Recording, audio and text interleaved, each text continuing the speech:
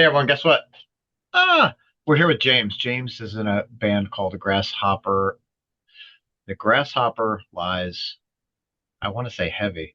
It is Heavy. exactly that. I was like, I've been listening to you for like fucking 2 hours on my fucking ride home, Oh, word. and I'm looking at the album title and it's heavy, and I'm like, oh fuck, Yeah. is it not the Grasshopper Lies Heavy? Oh, Yeah. We did so that on purpose. It's kind of dumb, but whatever, dude. Like, everyone's got their thing. I think the album title fits what you guys did on the fucking album because it's fucking heavy. It's fantastic. thanks, man. Yeah, I think we only turned the distortion pedals off once for like 45 seconds on the entire record.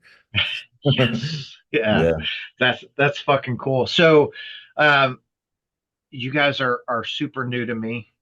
Obviously, I like the album. I dig the album. I think it's a fantastic piece of work. From the start of Human Claymore to the fucking end of the album. It's just like it doesn't stop. It keeps as a listener, it keeps me entertained and keeps me actively listening to see like Right. what's coming next. Mm. Yeah, I mean that's kind of what we really went for on this record, so I'm glad it came out like that. Hell yeah. Yeah. Well, I'm sure it's not the same for everyone, but some people like their ACDC. I know what's coming. It's cool. And I love ACDC for what they are, but I also like things that are going to keep me guessing on what's coming next, you know? Yeah. Well, we've been a band for a long time, and I tend to do this thing where I jump between like we're kind of like a two-sided band where like we have the super heavy stuff, but then we also have this like cinematic kind of side. And I decided for this record that like it's just going to be all heavy with like no stops. And so that's kind of what you said. It resonates with my idea of what I was trying to do. So that worked out. Hell yeah. Yeah. Yes. Nailed it. So what, like, how long have you guys been a band? Uh, I started the band when I was in college. Probably in 2005, I started recording stuff. It was just a bedroom project. I didn't really know anybody in the music scene here, so I just did like, drum kit from hell, fake drum stuff, put out a demo like that and found people to play with around town doing that. So yeah, about 20 years, probably touring 15 years. So yeah, Oh, it's been a while. Yeah. yeah, that's pretty cool. So obviously this is your like brainchild um, Mhm. through the evolution of, the industry, the band, the music. Has it stayed pretty consistent with what your vision is, or like each time you put something out, you're like, that's what I was going for? Yeah, I mean, like iteratively, I think I've just gotten better at writing um, exactly what I want. You know, I realized a long time ago that there's no money in making this sort of stuff. So like my approach to it is like I'm gonna make my art the way I want to, and if people resonate with it, that's great. You know what I mean? So we're not out trying to make riffs that'll be like, I hope the kids really like this riff, or I hope people mosh to this one. It just works out that way, and I think that's a as an artist, it's really important to be uncompromising in that way, and then have the Agreed. music find its own audience, right? So Yeah, it's yeah. that it's the old if you build it, they will come. You know what I Yeah, mean? exactly. Field of Like, Dreams. Yeah.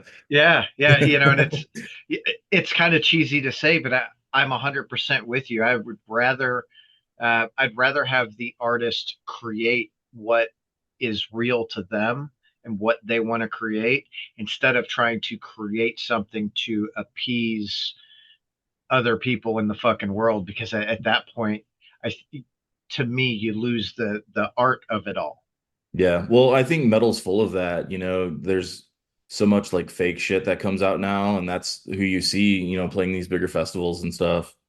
It's like they make their music for a market, and it's not the other way around. And then it comes off as really, fake and not genuine art. So yeah. Yeah. I mean, I think it really depends on the artist, right? Yes, there are a lot of bands that do that. They're like, okay, they started out with, okay, we're going to create the art, and then it translates to, okay, we created the art, now we need to create the sales, or they get the taste of that commercial success, and they're like, oh man, like cool, that's the formula to do it. ACDC, right? Like they Mm. fucking, I think and it's as crazy as it is to say, I think ACDC creates the art they want to create. Oh yeah, well they created that entire world, There Yeah, wasn't bands like that. I'm in my 40s, we take it for granted. I've been listening to AC/DC on the radio since I was like 3 years old, you know what I single mean? digits. Yeah, And so that's like it's ubiquitous to us, right? But there was a time before AC/DC, before Rose Tattoo, where that was radical, you know what I mean? yeah. Everybody has heard like Blitzkrieg Bop by the Ramones on fucking commercials and shit, right? But there was a moment in time where that was radical. So, Yeah, yeah. yeah. It's wild to think about that, because it's what is wild today in 10, 15, 20 years is going to be largely accepted. Oh You yeah. know, I remember you're like, when I was in high school, like you never heard screaming on the radio or like blast beats. And then System of a Down did that one song with that little tiny blast beat. And then it's like, okay, that's the first blast beat on the radio ever. yeah, Slipknot came and then you hear double bass and screaming on the radio, and that was pretty wild back then. And now you have bands like Sleep Token, it's like, oh, this is like completely commercialized. well, absolutely. But then the argument, not even argument, but the funny thing with Sleep Token, this came up last night too. Um, Someone was wearing a Sleep Token shirt, and it Mm, always like sticks in my head that Sleep Token plays the music that you would expect Lorna Shore to play from looking at him, mm. and vice versa, right? Like, Yeah, I don't know. I don't know a ton about them. I have to plead ignorance about most of it, but from what I've heard, it's just like heavy metal car commercials. You know what I mean? It's like the Imagine Dragons of heavy metal. I Super like marketable, super commercial. Yeah, I I think the to me the only thing about like Sleep Token that's metal is the visuals. right. Like Yeah. the music, to your point, is it's very poppy, very like Mm, radio friendly, like they have that sure. pop aesthetic. And hey, that's great if it works for them. Yeah. I'm If you're going to get your bag. I'm not going to shit Yeah, on you. sure. I don't have to like you. You know what I Yeah. mean? Uh, Yeah, I mean, they're doing it as a career. I'm not, right? right. So, yeah. Yeah. But yeah, I was a kid of the 90s, and grunge was really cool when I was a kid. And so it was like, all right, these ugly dudes can rock out as good as the, pretty boys, you know what I mean? And I don't know, I think there's something really genuine about just normal looking dudes playing amazing shit. Yeah. The most It's unassuming dude getting on stage and just like melting your face, right? That's like really Well, special to me. it is, dude. Like my favorite thing is seeing someone who you see them like off stage, and you talk to them, and they're just like real unassuming, maybe like super nerdy, and then they Yeah. get up on stage and they rip your face off, and it's just like, Yeah. fuck And I yeah, mean, the world of metal is full of nerds. Like we're all yeah. nerds. We're all super into stuff. And it's not just metal. You'll talk to a metal dude and they're like super into video games or super into movies or like uh Trading cards or whatever. Yeah, or jazz, right? Like the really technical metal dudes love jazz and so yeah, absolutely. We're a bunch of yeah. fucking So yes. So let me ask you this: for you, like, what was the catalyst to get into like heavy music? Do you remember Mhm. that point where you're like, fuck, that's where I'm going? Yeah, I was in middle school and a friend got a guitar and he was learning Metallica stuff. And I was like, oh, I could do that. And then, I was playing his guitar and I was like a little better than him. So I was like, well, this is really cool. And so Metallica was the gateway drug. Then I got, Slayer, then I got into Sepultura, and then I got into Napalm Death, and it opened the world to me. And I remember as a kid, in high school playing Nintendo 64, listening to Carcass, and then like pausing the game and picking up a guitar and learning, the riffs to like Death Certificate or something, and so yeah, it just snowballed. I was just a nerdy kid wanting to learn how to play guitar. And Hell yeah. yeah, I would grab a Slayer CD and I would just learn the rhythm guitar for like the entire album South of Heaven or something, and I would just play along with the CDs. Yeah. That's fucking cool. I never had that much like um focus, discipline. I don't know, whatever you want to Mm. call it. Like, Well, I was an awkward kid in high school and I didn't have a ton of friends. So I would just, that was kind of like my thing. So I guess being having arrested development was a sort of a blessing in disguise when it came to learning something. yeah, that's funny. That's it's cool though. I feel like so I'm also like I'm late 40s, right? I'll be 50 here in a couple of months. So I think people in 40s, 50s, Metallica was like that gateway drug, Sure. and you get into it and you're like, there comes a point where you're like, man, I need something that's heavier or faster or more evil or whatever. And before long, you're listening to some shit that's like, dude, they recorded this in a fucking boombox in the Netherlands, and it's the most evil shit you ever heard. And the story behind it is fucking three people hanging from a tree, slicing themselves. Like, Yeah. I don't know what's going on. You know what I mean?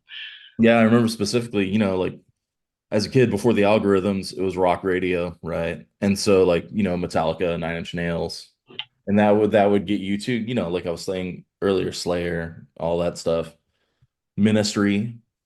But this was also the era where you could just walk into a Best Buy and they would have a huge CD selection, and then you could just discover cool shit there. And I remember getting some of those relapse compilations, like the 2 disc, I think they were called Contaminated. I picked up the Contaminated comp and it had like Dillinger Escape Plan on it and ISIS. And I was like, it just like blew my teenage mind. I was like, what the fuck is this? Like that first Dillinger Escape Plan EP was like, I don't what? Like you couldn't even compute it. And Right. I couldn't imagine the level of success those guys got to later on, when they kind of went a little more, I mean, they were always weird, but they got like a little more, they started singing on the songs and stuff. And yeah, but yeah, discovery was a lot different back then before the algorithms. And you can go to Oh weird yeah. places. There were catalogs. I remember the Relapse catalog and just like circling the weird looking albums and maybe I don't Napster. know what this sounds like, but this looks cool as fuck. That's the one I'm getting. I'm gonna get this one, and Yeah. God, I hope they're fucking good. Yeah, I remember getting like a Mortician record from a Relapse catalog and at first hating it, but when you have an allowance, you don't get a ton of, choices. You don't have Spotify, right? So you listen to the Mortician album 20 times and you're like, okay, this isn't too bad. And then you end up loving Mortician. Right? You know? Yeah, it's funny how that happens too. And there are those bands also that you listen to on like recorded, and you're like, I mean, it's okay, but it doesn't really click for you. And Mm, then you somehow see them live, and it clicks, and you're like, man, they're so fucking good. What? Holy shit! You yeah, know. absolutely. I I love that. That's like I love my first introduction to a band to be live Mm, versus recorded, but I get, yeah. obviously it's like Yeah. so I much remember good later stuff. on I went to see Pelican and Breathe the Resist locally. And we're in San Antonio, Texas, and there's not a huge scene here. And it was probably like me and 5 other people watching Breathe or Resist. And they just blew me away. That was one of those shows that like was like it changes the trajectory of your tastes. Well, in my case, I guess my life, because I was like, I need to be in a band like this, right? So yeah, shows like that, Pelican Breathe Resist. I saw ISIS play to like 20 people. One of the most important bands is this really tiny band called Mare. a lot of people missed them. They only put out one EP on Hydra Head, and then they broke up. Canadian band, but I saw them live, played a nobody, and it was just mind-blowing, life-changing stuff. Uh, yeah, That's fucking cool. yeah, So Breather Resist is I live in Louisville. yeah, yeah. So there's a venue here called Portal, and there's like two Mhm. sides to it. There's the performance side, and then there's like a an art studio side. So maybe 3 months ago, 4 months ago, uh, they did one of their art like installs, and Mhm. it was all show flyers, local show flyers. So you see a lot of like Breather Resist. There was, strangely enough, so much Mr. Big. I'm like, Mhm. what the fuck? Are they Like, locals, Mr. Big? no, What the no. fuck? But they played here so many times. Like Um, it, you couldn't look somewhere without seeing Mr. Big touching like one of the other flyers. I'm like, this is so fucking nuts. But it was like Black Flag. There was fucking Fugazi, Minor Threat. Like, holy shit, dude! It was cool seeing all the flyers. I mean, yeah. there had to be thousands of them plastered on the fucking walls. But I think Slint are from Louisville too, right? They are. Yep. Yeah. Yeah, there's been some amazing bands out of that neck of the woods. So yeah, we've It, played there several what? times. Where'd you play? Uh, I have a friend, Elliot. He used to book a lot at this place called Mag Bar, this tiny little bar on a. Yeah, they have Metal Monday every Monday. Uh oh. There you are. Okay. It I didn't was drop like, out oh on my shit. side, so I think we're good.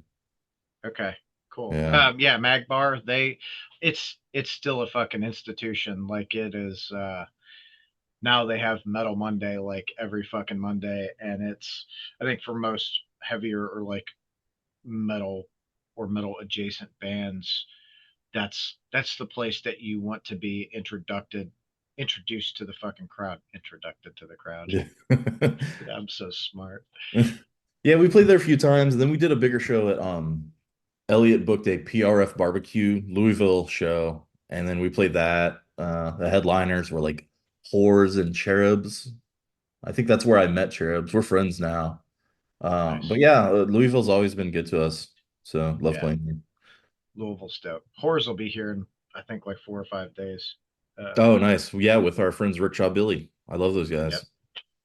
Yeah, Uh, they're playing with our friends in Bad Wires. I fucking love oh those yeah. dudes. I've known Corey for a really long time. He used to live in Austin.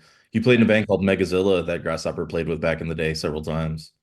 nice. Uh, Yeah, yeah. Corey. I fucking love Corey, dude. He's such a good dude. Like, Yeah. Cool dude, small world.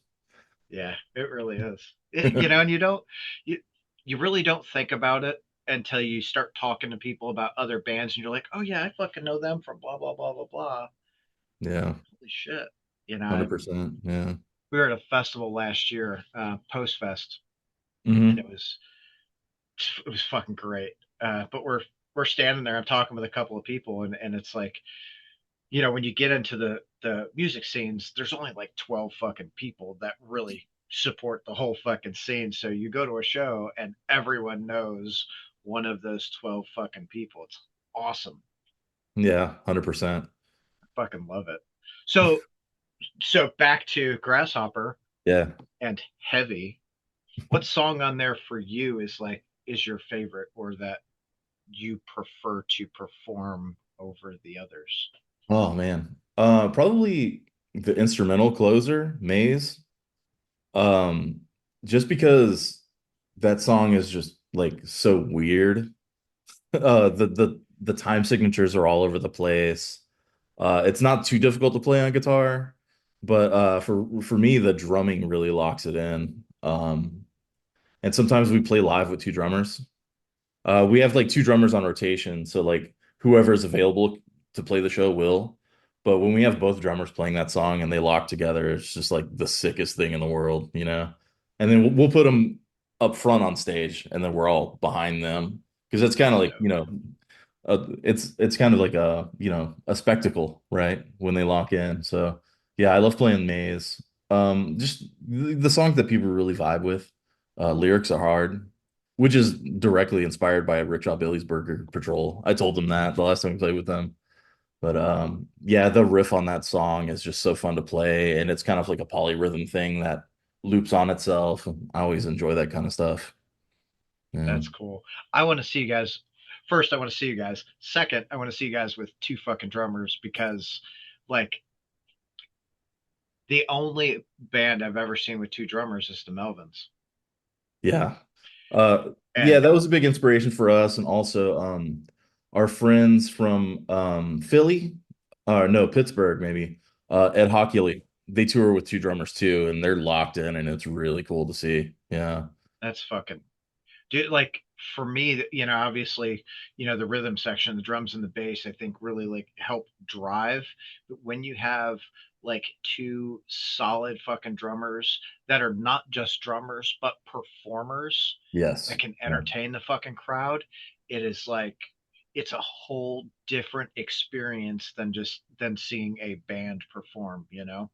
Well, and you can't show off when you're locked in with another drummer either. So it's really like in service to the song. You know how some musicians can, too big for their britches and they, improvise all the time and stuff. You can't do that with a second drummer.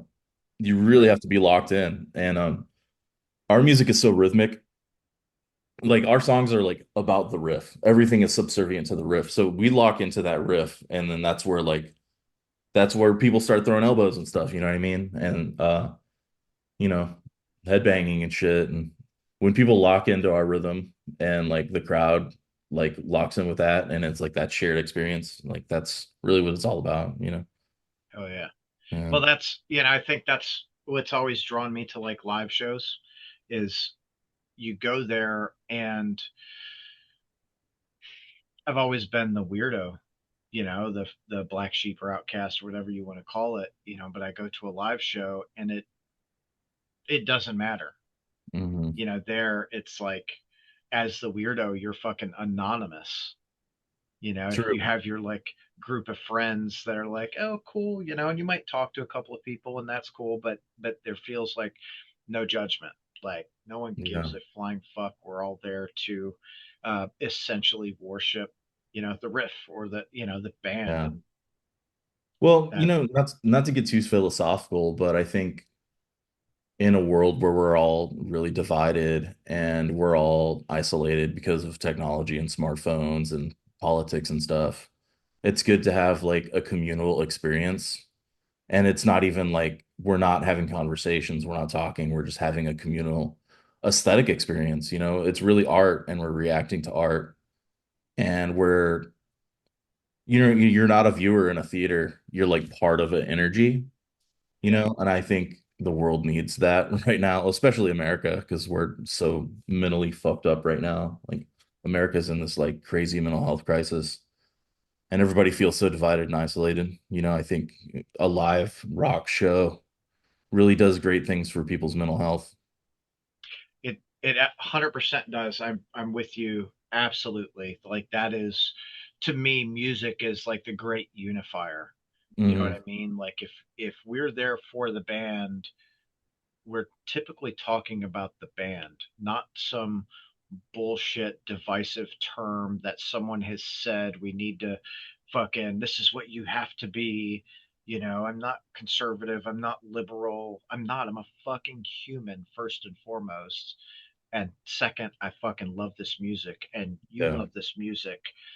You know, I think it was Harvard. It's funny you bring up mental health because I'm a mental health proponent. Mm. Harvard did a study over like 80 years, I think it was, and they had I don't remember if they had like two groups. I think it was two groups. One of them, I'm gonna fuck this up, and sorry, Harvard. I'm not the smart one. I didn't go to you for a reason. Uh, uh, but they had two groups. One group, it was like a study about mental health and the effects of community, right? So they had like extroverts who who were part of a community, And they found after the 80 years, oh, I got to tell you about the other group before I tell you about the results of the study. And the other group were introverts that essentially like worked and kept to themselves, didn't go belong to anything. So they, between the two groups, they found that the people who were involved in community and other things were 87% less likely to have mental health issues than those who were introverts. Wow. Yeah. I mean, as a natural introvert, like I kind of get it. And it's kind of, I think social media gives you this like false sense of community. You're dealing with either strangers or people that you think are close, but they're just like internet friends. Yep. And so, yeah, I think we really need to take the whole social media thing a lot more seriously in terms of societal health, you know? Agreed. But it's hard as Agreed. a musician because musicians can't log out. Like I'm the main dude in the band and I have to promote the band and I gotta book shows and Constantly. stuff Yeah. and that all happens through social media. So like I can't fucking escape, even though I would love to, log out forever, you know? Yeah. Oh, I know. I'm doing the podcast. Social media is like such a huge thing, and my day job is also like I have to be active on social media to keep my shit going. So I'm like, God, I really just want to delete all of this and Yeah. enjoy my life. Go to shows and talk to my friends and fucking hang out with my family, which are the Yeah. important Yeah. things. You Read know. a book. Yeah. But all those other things don't give you that like constant little serotonin boost that doom scrolling does, Yeah. We're all addicted to that shit and it's just a real problem. It But it how else are fucking bands is. going to get their name out? How else are bands Right. going to promote themselves? And, you know, uh, we, you try so hard to make a record. It takes, 12 to 18 months out of your life. And, it comes out and then for a month people are into it, but then they move on to the next thing because there's 10 million bands, right? So how do you fight for people's engagement when you don't want to be part of that fucking system? Yeah. It's even tougher as a DIY band because I can't depend on, a promo PR guy to constantly, because I'm sure as the bands are the last people to be paid. Everybody that else that works on this record is making more money than I am. Like, let's be Oh real. yeah. So, I mean, it's the truth. But and it's an unfortunate part of the world, right? Where like bands, in my mind, the band is the one that should be making the most money because they are creating the art that brings us together and that I fucking want. yeah. Like if I like a band, I want more music from the band. Like fuck. Yeah, and that's the battle, with Grasshopper when we do like domestic tours. We come home with a pillowcase full of money, right? And it essentially paid for itself plus more. And then we do risky stuff. We did a Japan tour and we lost our asses on it, but it was amazing, right? I wouldn't trade it for the world, but the band is essentially just like financing itself. You know what I mean? We're not cutting checks for ourselves, and that's just not the reality of a DIY band. And as touring gets more and more expensive, it's getting tougher to do that. We used to be able to rent a van for 600 bucks for 2 weeks. And now it's, going to cost you 2, 3 grand to rent the same van. The cost of everything is going up and people are going to shows less and venues don't charge more for small shows. We're still doing $5, $10 shows 20 years later. The shows have been I 5, $10 forever, since I started I going. can't tell you the last time I went to a $5 show. Yeah. Yeah. Like And other than Metal Monday. Metal Monday's free, yeah. so it brings in the fucking people, but the bands still get paid, and all the people that go will buy a shit ton of merch, right? Yeah. Help perpetuate the scene. But I mean, I went to a ten. I think I've been to like one $10 show in the last year. Yeah. Well, maybe San Antonio's behind the times because if you charge $15 for a show here, people will just scoff, and it's crazy. We do pretty good at $10 shows, but when we were playing in Japan, I tell you, all the locals only shows are like 20, $30 at the door with a one drink Wow. minimum. But bands get paid and the venues stay open. Um, Yeah. I think one of the last places where inflation's gonna hit is live music because so few people are going out. Yeah. Yeah. Well, it's that balance, and especially like in our current like economy when everything is so fucking expensive. Like, dude, my wife used to be able to feed us. There's four of us and three dogs and a cat, and it was, you she would feed us on $150 a week. Yeah. We went shopping, I don't know, 2 weeks ago or something. We went to two different stores, and she probably spent $450, and that gave us food for a week. Like, what Yeah. the fuck? Last time I checked, my wages haven't tripled either. You know what I mean? Right. So yeah, and people aren't drinking like they used to. People, the younger Some bands generation. they sure the fuck are. Like, Weed Eaters fucking fans, Yeah. dude. Well, then, Louisville has that bar culture. Y'all have last call at 3 in the morning. Jesus Christ. What, like 3:30, quarter to That- four? Yeah, that's insane to me. As a non-drinker, that's fucking insane to me. dude. As a drinker, that's fucking it. Like when I drank, I was like, "You guys stay open to four? How the fuck am I gonna drink until 4 in the morning? I'm trashed by midnight." Like, Yeah. We performed at Mag Bar at like 2 in the morning once, and I was like, this is just completely fucked. And that place was full too. Like, yeah. are you people That vampires or what? no, Holy it's shit. all the cocaine. Is what that is. Oh Like, yeah, yeah. I guess so. Yeah. That's not my scene. So, but yeah, yeah, no, I think a lot of younger people aren't drinking. Everybody loves weed now, which is great. yeah, Edibles and shit have made that chill, and you don't have to go to a bar to get shit faced on edibles. right. Um, I Well, I think a cool thing, like, so we were in Nashville last night for Entheos, Fallujah, hmm, the Zenith Passage, and Tracheotomy. Great fucking show. But the cool thing that I saw there that's new to me is they were selling THC drinks. yeah, like the CBD seltzers and stuff. Yeah, like Yeah, that's fucking cool because I'm not a drinker. I've not had a drink in a couple of years, a little over 2 years. nice.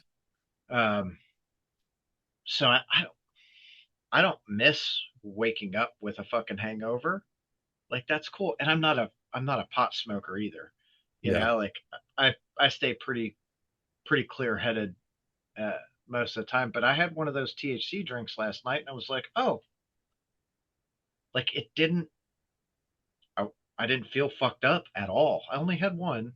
It's like 5 milligrams, but I'm like, okay, this is cool. It just kind of gave me a little, Uh, you know. yeah, it just helps you chill out a little bit. Yeah. Yeah, As the introvert, it helps with the social awkwardness. Yeah.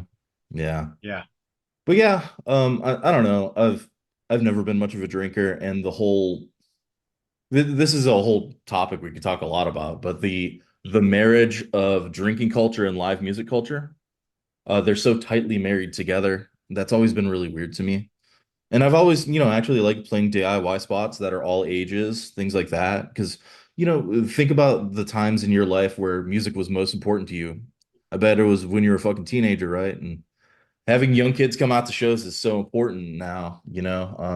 Getting young, heavy bands playing music. Um, I don't know. I think we need to maybe reassess the live music culture if if people are gonna continue to be as isolated as they are now. yeah. Well, I part of that I think as older folks is welcoming in the younger generations. You know, I'm I go to a show, I'm open. I'm an extrovert, right? I will fucking talk to anyone about anything at any point. Like, I don't care. We're there to have a Yeah. good time. I say anything. I don't want drama. I don't want bullshit. You want to talk music? Let's fucking talk all day long, right? Right. Yeah. Um, but Like I am working on getting my kids. I'm not working on it. My kids have been raised in live music. They've been to more shows than probably most fucking, most of the general population have been to, Sure. and they know, like my daughter, she just turned 19, so she's been going to shows for 10 or 11 years now. And when she was 16, her and her boyfriend, we all go to Louder Than Life. My wife, kids, friends, like it's a big event. So daughter and her boyfriend also go, and they take off and they're doing their own thing. And it's like the first time she's at this huge event by herself, well, without parents. My wife looks at me and she's like, "So are you nervous at all?" No, why should I be? She's like, "But there's a lot of people." I'm like, if something happens, she knows one where we are, she knows where the med tent is, she knows who to talk to. This is an area she is familiar with. If she's going to run off and do stupid things and get really fucked up, let it be here where there's tons of people who can care for her and like let her go, okay, I know I made a mistake, or it was the best time ever, Yeah. you That's know? awesome, man. Yeah. I meet a lot of people in their 30s that have never really been to like a show or a concert or a festival. And it's like, man, you're missing out so much in life. Like, have you been to a museum either? Like it's Right. to me it's the same thing being a viewer or participant in art. Like you need to enrich your lives, you know what I mean? So no, Yeah. that's good parenting in my book, right? Yeah. It's our job as parents to teach the kids whatever that is, clean your room, do the dishes, be safe when you're out in public, have a good time without being a complete fucking douchebag. Like these are the important things in life. So it sounds like what was I'm going to rewind on our Yeah. conversation a little bit. What was the favorite tour that you have done? Oh, well, I mean, recently, maybe 2 years ago, we did a small tour with Cherubs, legendary Austin noise rock band. They broke up for a couple decades and came back and did some of their best material. I honestly think the stuff they came out with in the late 2019, I think, was like their best stuff. And we befriended them through Elliot at PRF Lou.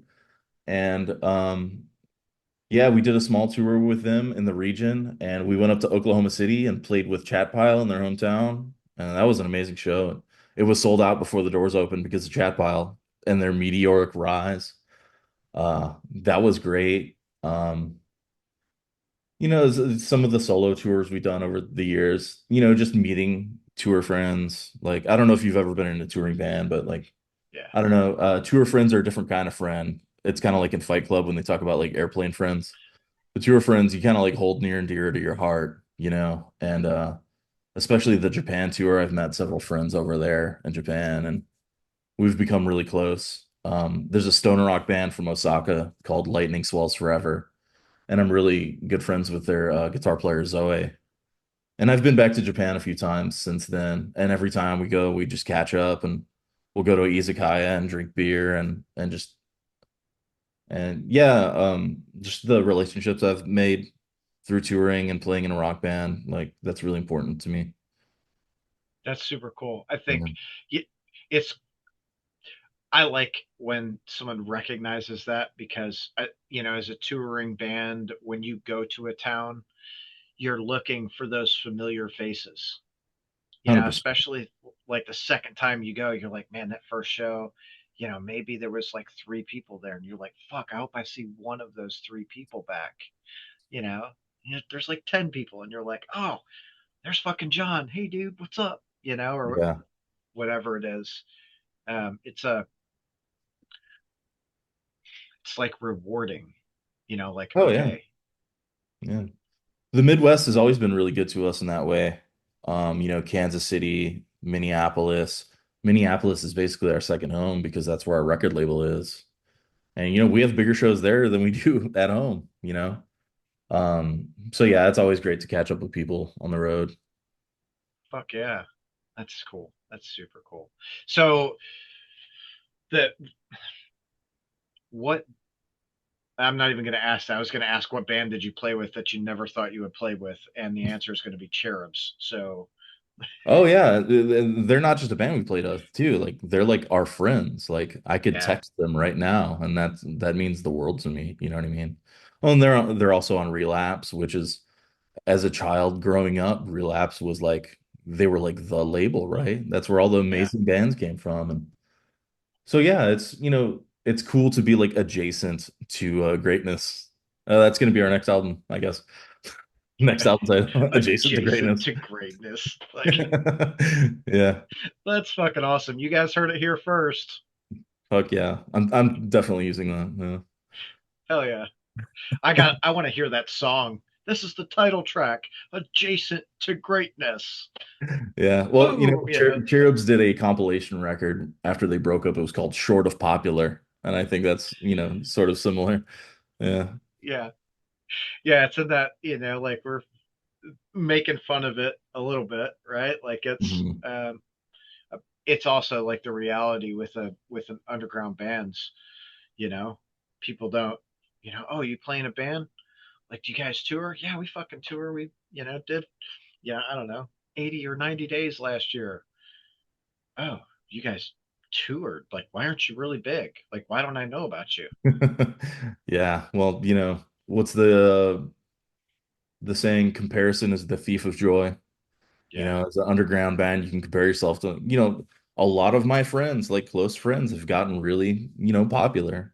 Our buddies in Capra got signed to Metal Blade, and they opened up for the Deftones at Dodger Stadium, and our friends in Glassing, got signed to some great labels, and I've known those guys Yeah. since I was in I my just early saw 20s. Scott a couple of months ago. Yeah.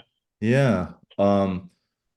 So yeah, but you can if you compare yourself to, your more successful contemporaries, it's gonna eat you up. And Yeah. my approach is to make my art, and if people vibe with it, I'm thrilled. And the reception for the new album's been really positive, like pretty much across the board. And Oh yeah. Let's yeah, fucking. It's a great album, dude. Like, thanks, man. Yeah. I'm unable to tour right now behind it because, I had to make some priority choices. I decided to get married instead, and I'm going on a honeymoon in 2 weeks. So where you going? it's I'm going back to Japan. Yeah, I'm gonna spend some time in Osaka again. Yeah. It's cool to, travel to a foreign land and like have buddies and meet friends, like Yeah. making those connections. Like, even though I'm a pretty introverted dude, like, I'd rather have one friend than 100, but that one friend's gonna mean a lot more to me. You know what I mean? But yeah, Yeah. it's a weird time to put the record out, especially since it's getting such positive press, but You're like, it fuck. would, I really want a tour behind it, but yeah. son of a bitch. Yeah. And I have no regrets about that. And Sure. touring kind of sucks. Touring is like the best time and the worst of times, like times 10, right? You're gonna have the best night of your life, but then you're gonna sleep in a shitty motel room with roaches. Well, But and so if you get the hotel room, it might just be in the van with fucking all done the that rest of the before. stinky fuckers. Yeah.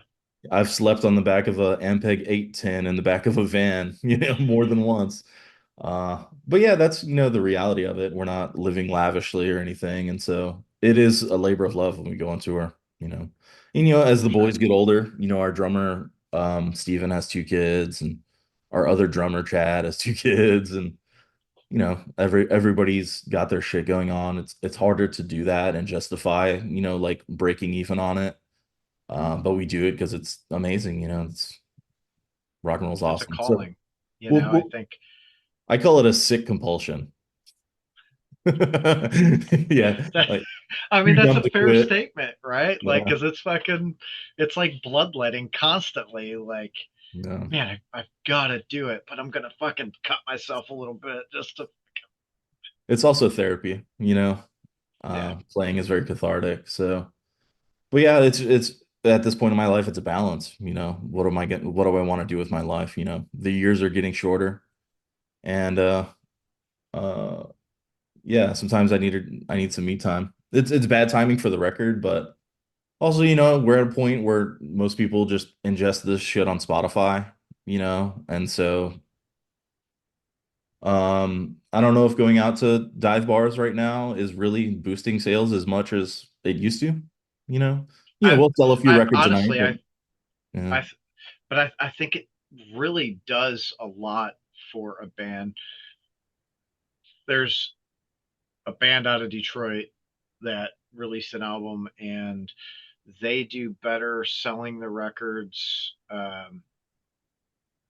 live than Mhm. they sell online. Right? There's I think a lot of instances in that, bands when they're out there doing the grind, you get more sales, but then it translate. You have to ask yourself that question: what's the important thing? Do I want to sell more records, or is this just a part of my life that I have to do and I'll never give up? And but I still have to like live my life and pay my bills and Yeah. all that shit. Well, nowadays you also have to think about influence. And you're on YouTube, right? Chad Pyle didn't really do any tours before they blew up. And I think it was, they're a great band. I'm not gonna put down anything they've done because they're genuinely amazing. But they caught the eye of influencers and they're on Anthony Fantano a lot, and I'm sure that boosted their visibility up a lot. And then they started touring. When they had this internet sort of fame. Wave to Um, ride on. Yeah. but again, they're an amazing band, and I'll never say anything negative about them because they're the real deal. And they're all in their 40s too, and they were playing in bands nobody cared about for a really long time, and they're from a town that nobody cares about. Like Oklahoma City is just like culturally, it's very much like San Antonio. It's culturally just dead, or just kind of like the plains of America where, we're not fucking LA or Chicago, Right. we're the I-35 corridor, right? So, yeah. Well, and it's funny. So I was talking with Wake. They were here a couple of weeks ago, and we're chatting. And every time I talk to them, they're like, "Dude, Little Rock is the spot." And you look at some of the bands that have come out of Little Rock, like Paul Bear. I fucking love Hmm. Paul Bear, of course. Wake, you know, and it's. I think a lot of the like Midwest gets skipped because people are looking for, well, we want the big fucking metropolis where we can attract the most people. But when you Yeah. hit these, the Midwest towns, the people fucking come out in droves because, well, shit, we want something to do too, Yeah, you absolutely. know? Yeah. We when we play in Lafayette, there's a big crowd, and the little towns bring a lot. But I think also little towns can be incubators because you know you can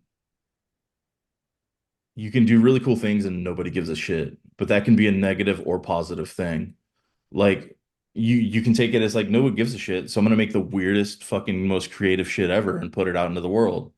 Or nobody gives a shit, I'm gonna quit and become a banker. You know what I mean? Yeah. So it can go both ways. Yeah. And you can do both. You can Yeah. be a really boring banker and make really fucking crazy, weird music. Yeah. So I mean, some of my favorite musicians never perform live ever. So Right. yeah. Yeah. And that's so crazy. So crazy to think that now, like I know some killer musicians, but they don't ever play out. Like, Yeah. holy fuck. And I think musicians are exponentially getting better with like YouTube. They can learn shit so quick and so easy. Like, Yeah. like from, it used to be 10, 15, 20 years for a good guitarist to be like a great guitarist. And now Yeah. you're like 2.5 years. I'm like, how in the fuck do you play that, dude? Holy shit. Well, okay, so one of my favorite albums of last year or this year comes out of China.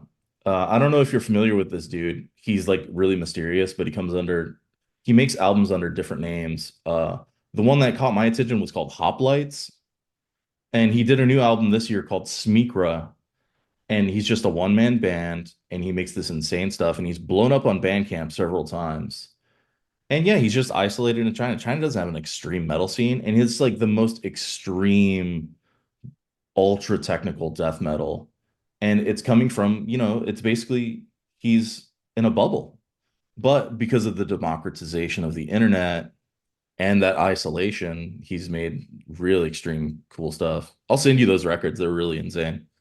Oh yeah, dude. I'll check. I fucking I love finding the stuff that no one knows about. Yeah. Like, it's oh, this band has like one follower. What do they sound like? Oh, they're fucking great, dude. Like, yes, I'm I'm the first one on the fucking on the train for whatever, whatever Yeah. band that is. Yeah, Um, absolutely. because This, some of the best music that you fucking hear or will ever hear is the music that comes from the people who aren't, fucking all plastered all over the place. Like, this is where in this world it's truest form. You know, yeah, they're not making music to make money. They're making music to make fucking art. that's where the best shit comes from, right? Like, Yeah. scenesters, the scene kids, the people that are at every show, they might get on the best shows, they might play in front of a lot of people just because they're extremely social, right? But it's the weirdos in the basements, really pushing themselves creatively, right? Um, Yeah. yeah. That's what, really gets me. There's another band I recently discovered because of the internet called Dog Complex from New Hampshire. I'm just gonna give them an easy shout out because they put this record out and just dropped it on Reddit. It came out the same day our album came out, so I was like lurking Reddit that day. And this record by Dog Complex just absolutely blew me away. And I don't know if these guys even play shows or tours, but sick record. Yeah. Uh, Fucking all right. I got some new shit to check. I'm fucking excited. Yeah, This is yeah. why I like having the conversations, is because you fucking hear about these bands that are like otherwise you'd never hear about, or it would take you so long to actually find them with just digging and research. I I think that's, we go back to the, social media and algorithms. And I think one thing we've lost with all of this is curation. Going to the record store and talking to the nerdy dude, be like, I like this and this and this, recommend me something. And we've really lost that with the algorithm and Spotify and YouTube. Yeah. You don't get those recommendations like you used to, right? No, you get what they want to shove down your throat. And Yeah. once in a while you find a gem in that like world, but these conversations, I found some of my favorite bands just having conversations or going to see a band that I wanted to see and showing up early for the opening act, or staying late and watching one of the bands you've not seen. You know what I mean? I think there's also like, there's bands that people love, and then there's bands that bands love. And bands are usually more nerdy, maybe a little more less like palatable to regular people's Yes. ears, but for the nerds, that's like the shit, right? Like, AC/DC lovers, they're, the next level of that is Rose Tattoo. Most people don't know who Rose Tattoo is, but Right. if you love AC/DC, like really love them, you're gonna fucking love Rose Tattoo. And Rose Tattoo is kind of a better band, but less known. It's that kind of like level of nerdiness. Like, what tier do you want to go to, right? Yeah, and it's that's the I think the coolest thing when you can hone in on like a style of music and like deep dive in it. You're gonna find a band that is just fucking amazing that not a lot of people know about. Do you know Fairy Ring? No. They're out of Evansville. They are a stoner band, Yeah. and these dudes, I love these dudes. They are such a great band. So I who did we go see? I think we went to see like Paul Bearer or Yob or something a couple years ago. And I see Fairy Ring and I'm like, I'm gonna get there early just because like I wanna know. Sure. And I get there early and they've got this really cool fucking vinyl, like got the black light fucking shining on it. So it looks cool as fuck. And I'm like, all right, I guess I'm gonna buy that. And the bass player, Alex, I love you, dude. Um, introduces himself to me. Hey, I'm Alex. And I'm like, oh, cool. I don't know shit about the band, so I have no fucking idea who this dude is. But we chat, and then, mind you, he looks like a nerd. Yeah. So I'm like, whatever. Like, this is cool. We're having a conversation. Again, Alex, I fucking love you, dude. They get up on stage, and turns out he's the fucking bass player. And dude, they blew my fucking face off. Like, these guys, all of them are tremendous musicians, and they are fucking entertainers, dude. They're Yeah. so good. That's the real deal shit, man. Yeah. When the opener beats the headliner, that what a wonderful surprise, right? Yeah, Yeah. yeah. It's that. That's what you're looking for. That's what I'm looking for. Is like I'm looking for that band that blows my fucking mind. I mean, you know, uh, are you familiar with Spotlights? Yes, we were label mates with them for a minute. Yeah. Before they got really big. Yeah. Yeah, yeah. I Yeah. fucking I love them, dude. Like their first. I don't remember. I think it was their first national tour they did with Deftones and Refused. Yeah. So if you know nothing about me, know that Deftones is our family band. Oh yeah. When Nice. when they tour, our family and friends go to see Deftones. Absolute.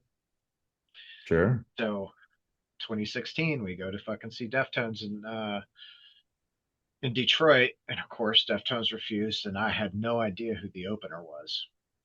But I get there early, and we're fucking hanging out talking, and they came out and just kicked my ass, and I was just like, oh my god, I love it. What a this is magic experience. Yeah. yes, Openers like killing you. Blood Incantation did that for me. I saw Blood Incantation open up for Immolation oh yeah, and Blood Incantation. Very few times have I gotten like goosebumps listening to a band, but they were so locked in and precise. Like I was standing there, I was getting goosebumps, and I was like, I feel like a kid again. Like these dudes were just absolutely death metal machines blowing me away. And yeah, yes, I couldn't control my excitement at that opening band, that Yeah. was. I had that same experience with Blood Incantation. Um, it was pretty recent. I don't know when they toured with Cannibal Corpse, Yep. Mayhem, and Gore Guts. I was there. Yeah. Oh, Yeah. I, it's like same experience. Just like, oh my god, I've been missing this.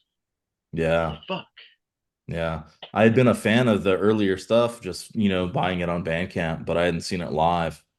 And man, what an experience. And Yeah, yeah, they definitely destroyed the headliners. I was watching Mayhem and I was like, this is cool, but Blood it's Incantation not is that. cooler. Yeah, yeah. Yeah. I was like, oh, first time seeing Mayhem. That's cool. I did that. Yeah. Like cool. That's done. Maybe I'll go see him again if they come around. Blood Yeah. Incantation. I'm like, oh, it's only a 4 hour drive to get there. Kick ass. Let's fucking go. Like I Yeah. can make that happen. Uh, Yeah.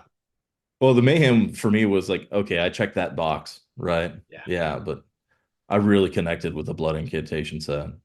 Definitely. yeah. That was. Are you familiar with Spirit World? I think they're like doing a thing right Mhm. now. They're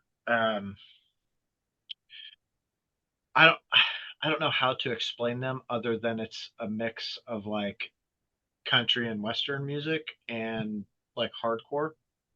Okay. Yeah.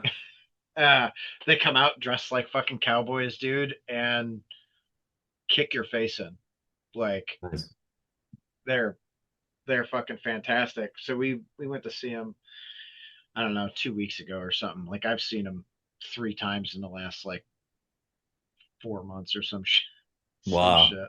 Yeah. Uh, but so we go see them. They were on tour with Avatar and Alien Weaponry. Mm. No one in the fucking venue knows who Spirit World is. They're the opening band, and they get off fucking stage. This is like one of my favorite things to see for a band. They get off stage and they're like, "Hey, after Alien Weaponry at like 8:30, we're gonna be at our fucking merch booth."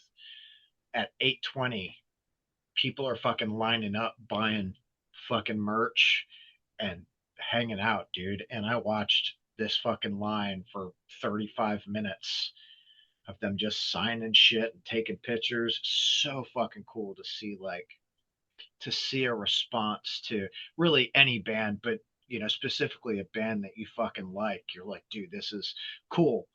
I'm glad all of these people are getting on board with what we know is awesome. Yeah. And I mean, a lot of fans might know this, but one good night like that will make or break a tour, and that may Yeah. have made the tour for them. That may have made it profitable. So yeah. Yeah, but hopefully that wasn't the only fucking night that was like, Yeah. that they had that reaction. I assume not, because they're fucking awesome performers, dude. They're just a Yeah. great live show. Yeah. It's amazing. Yeah. But I've been friends with bands on Metal Blade and stuff, and they'll have great nights and then they'll have nights where they play to 5 people and they're like, Yeah. why am I doing this with my life? You know? But Yeah. having those life affirming shows on tour is like manna from heaven. Yeah. Yeah. It fucking is. I love that. Okay, James, dude, thank you so much for your time. Yeah. Fun combo. I've, dude, I've had a fucking great time just sitting here chatting with you, and I love that you know and love Corey. Like, I'm actually gonna fucking be a dumbass, and we're gonna do a little selfie. Yeah. I don't know. Hold on. Oh yeah, Yes, and I'm that's gonna a cool. send that shit to him and be like, "Hey, dude, James said, what's up?" Um, Oh, yeah.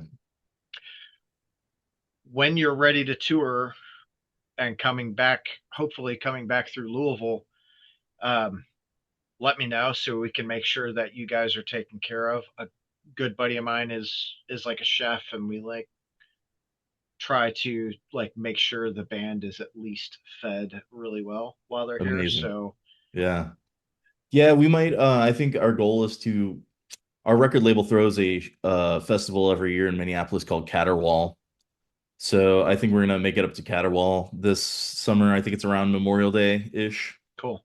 So yeah, we'll try to make it up to Louisville too. Yeah. Hell yeah. That'd be cool as shit. Yeah. Awesome. James, dude, congratulations on being married. I hope you guys have a great time in fucking Japan, as I'm sure you will. Oh yeah. And again, thank you for your time, dude. I'm looking forward to seeing you guys live. All right, man. Appreciate you. All right, see ya.